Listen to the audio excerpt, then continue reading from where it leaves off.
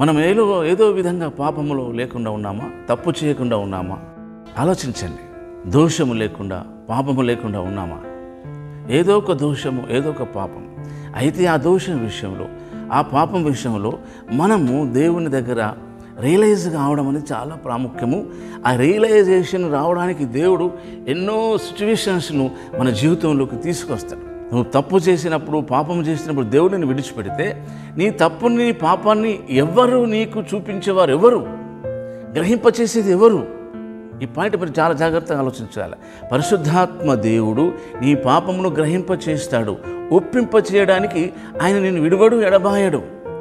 నీ పాపము మూలంగా నీకు కలిగే ఆ అభిప్రాయము, దేవుడు నన్ను విడిచిపెట్టాడు, నన్ను మర్చిపోయాడు, పాపము యొక్క స్వభావములో అదొక కారణం.